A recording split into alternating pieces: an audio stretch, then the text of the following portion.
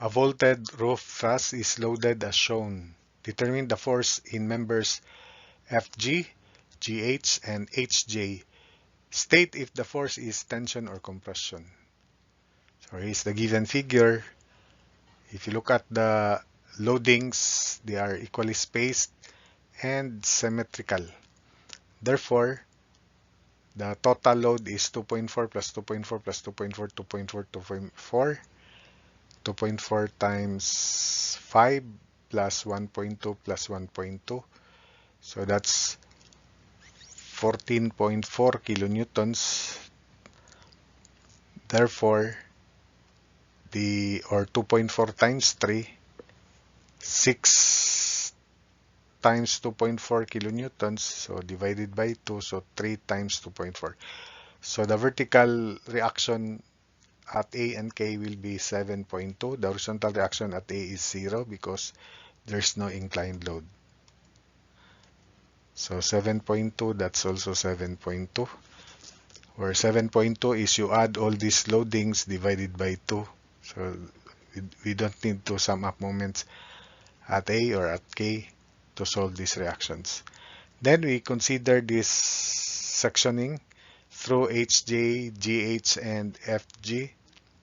And let's consider all forces to the right, the simpler and lesser forces involved.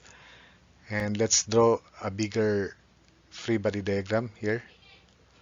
So we have horizontal distance kj 1.8 in the given figure, 1.8. Reaction at k vertical 7.2 kilonewtons. Then the loadings, then vertical distance between K and H is zero point 0.9 given here. That's 0.9. The total vertical distance from K to F is 2.4. But because this is a straight line, equally spaced at 1.6, 1.6, so the vertical distance will also be equally spaced. So meaning Ki is 2.4 over 3. So that's why we have 0.8 here. Distance between I and G vertically also is 0.8 because the distance between G and F vertically is also 0.8. So that makes it 2.4 meters. Now for other, we need the angles also. So this is 1.6, 1.6 horizontally given in the figure. So this is FFG, this is FGH. The angle that FFG makes with the horizontal, let's call it theta FG. And this is GH. The angle it makes with horizontal is theta GH. And this is HJ. So all the required member forces are in this free body diagram. And the angle it makes with the horizontal, let's call it theta HJ with horizontal, which is the same as this. So I'll just put it here. Then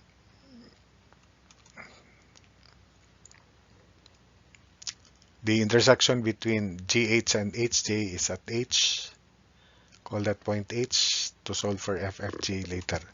So this horizontal distance between G and H, if you look at the figure here, the horizontal distance between G and H is 1.8 times to 3.6 minus 3.2, 1.6 times 2, so that's 0.4. Again, that's 3.6 minus 3.2, so 0.4.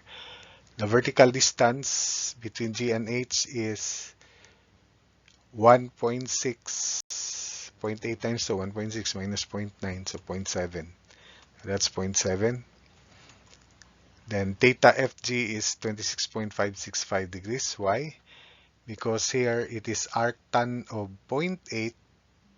Remember, vertical distance between FG is 0.8 divided by 1.6. So that's 26.565 degrees. Theta GH is arctan of 0.7 over 0.4. So 60.255 degrees. While theta HJ is arctan of 0.9 over 3.6 or arctan of 0.45 half over 1.8. It's the same. So theta FHJ using your calculator there is 14.036 degrees. There's no need to show the calculations here. I already mentioned. Then for the horizontal distance between G and J, it is 3.2, 1.6 times 2 minus 1.8. So 3.2 minus 1.8 is 1.4, as shown. The vertical distance between G and J is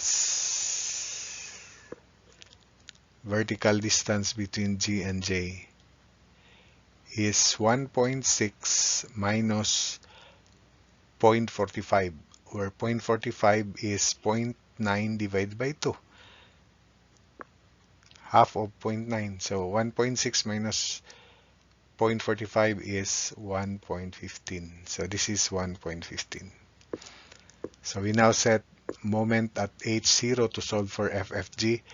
Counterclockwise positive. The horizontal component of FFG is counterclockwise. FFG cosine of 26.565. Then the moment arm is 0.7.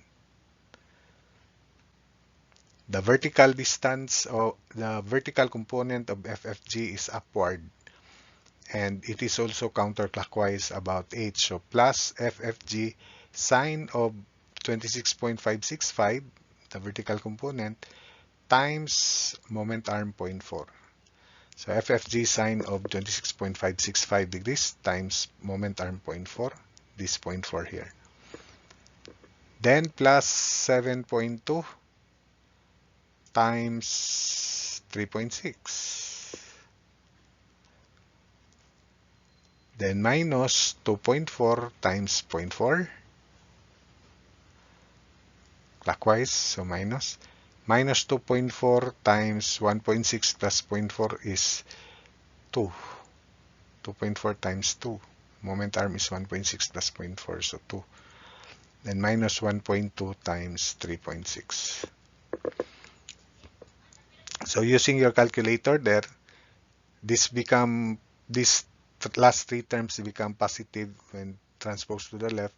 So 2.4 times 0.4 plus 2.4 times 2 plus 1.2 times 3.6 minus 7.2 times 3.6 divided by quantity 0.7 cosine 26.565 plus 0.4 sine 26.565. You have your calculator there. It is your problem if you cannot calculate this. There's only FFG left. So FFG is negative 19.68 kilonewtons. So that means FFG is 19.68 kilonewtons compression. Next, to solve for GH, FFG and FHJ pass through K. So we set moment K is 0 to solve for FGH. Counterclockwise positive again. So 7.2 and 1.2 will not be involved. FHJ and FFG will not be involved because they pass through K. So we have fewer forces. The horizontal component of FGH is counterclockwise. Remember, counterclockwise positive. It is FGH cosine of theta GH. FGH cosine is 60.255 degrees. The moment arm is 1.6. 0.8 plus 0.8 for the horizontal component of FGH. For the vertical component, it is also counterclockwise, so plus FGH sine of 60.255 degrees. The moment arm is 3.2. 1.6 plus 1.6, 3.2. So then plus this 2.4 here times 3.2 also. Then lastly plus 2.4 times 1.6. So we only have FGH as unknown in this equation. So it's again negative after we transpose this constant to the left. Using your calculator, FGH is equal to negative 3.225 kilonewtons. So FGH is 3.225 kilonewtons compression. And finally, for FHJ, we sum up moment about G equals 0 or mg equals 0. This time, clockwise positive. So the horizontal component of FHJ is clockwise. So it is FHJ cosine of 14.036. The moment arm is 1.15. This 1.15 here. Then the vertical component is upward, but it is counterclockwise about G. So minus FHJ sine of 14.036. The moment arm is 1.4. This 1.4 here. Then these are all FHJ clockwise positive. So plus 2.4 plus 2.4 times 1.6. Then plus 1.2 times 3.2. Moment arm of 1.2 is 3.2. Then don't forget minus 7.2 times 3.2. So it's only FHJ that is left in this equation here. So using your calculator, FHJ is positive 19.79 kilonewtons. So therefore it is tension. So I slowly present the solution so that you can follow. If it is still fast, you have to pause the video and analyze and look at the equations I established.